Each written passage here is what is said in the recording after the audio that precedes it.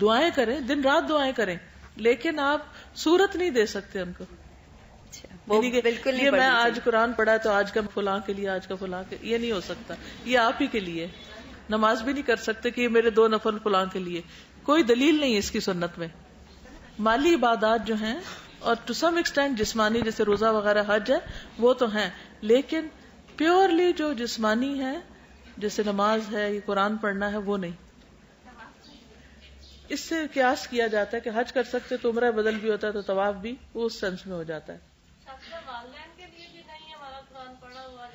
صدقہ جاری اس لیے ہوگا کہ انہوں نے آپ کو پڑھایا لکھایا تو وہ صدقہ جاری ان کے لیے بن جائے گا. اولاد جو کام نیک کرتی ہے وہ ماں باپ کو ملتے ہیں، لیکن آپ یہ نہیں کر سکتے. جو بھی پڑھیں گے آپ یہ نہیں کر سکتے کل هو اللہ ان کے لیے اور کل اعوذ برب الفلق میرے لیے. یہ نہیں، وہ بھی ان کے لیے اور دوسری بھی ان کے لیے، سب ملے گا ان کو کیونکہ آپ پڑھ رہی ہیں. یعنی آپ یہ نہیں کہہ سکتے کہ یہ سورت کے اتنے حرف کی جو اتنے 1000 نیکیاں بنتی ہیں وہ نیکیاں میرے بجائے فلاں کو مل جائیں. یہ کر سکتے کہ سورت پڑھنے کے بعد جو دعا کی قبولیت کا وقت ہے آپ اس میں ان کے لیے دعا کریں. جی، کسی کی نماز نہیں پڑھی جا سکتی. جی، کیونکہ کہیں کوئی حدیث ایسی نہیں ہے کہ جب کوئی فوت ہو جائے تو تم اس کی نماز پڑھ دو. روزے کا ملتا ہے ہمیں، ہم رکھ سکتے ہیں. نماز کا نہیں. نماز ایک ایسی عبادت ہے، ایسا فریضہ ہے جو ہر بندے کو اپنے لیے خود ہی کرنا ہے، اور اگر کوئی اپنے لیے نہیں کر کے گیا تو آپ اسے پڑھ کے نہیں دے سکتے.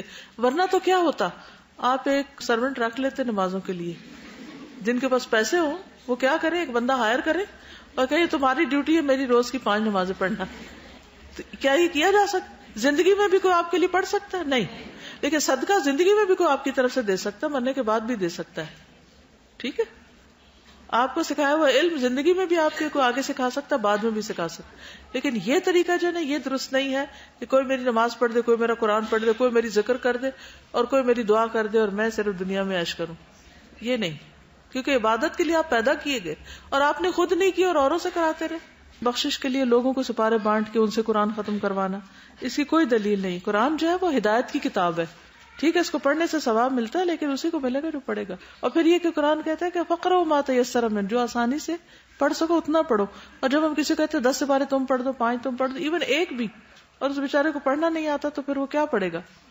اور اس میں کیا کیا خرابیاں ہوتی ہیں جب قرآن خوانی کی جا رہی ہوتی ہے. یعنی کہ کوئی ادھر سے پڑھ رہا ہے صفحہ کو ادھر سے، مجبوری کے مارے ختم کی فکر، ساری توجہ اس پر تھی کہ ختم کر کے نمبر بتا دے کہ اتنے ہو گئے، اس کا بھی دکھاوا.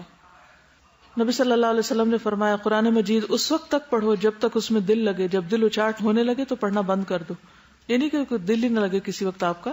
مطلب یہ کہ ایک پوری منزل آپ نے پڑھ لی، 10 سپارے پڑھ لیے، آپ تھک گئے تو بس اب بس کر دو. دین بالکل واضح ہے، سفید روشن دن کی طرح. جو کرنا چاہیے تھا وہ نبی صلی اللہ علیہ وسلم بھولے نہیں، سب کچھ بتا کے گئے ہیں. ہمارا کام ہے اس کو زندہ کریں، اس پر عمل کریں، نہ کہ جو انہوں نے نہیں کیا وہ اپنے سے شروع کر کے مجرم بنے. تو ان چیزوں سے بچنے کی ضرورت ہے.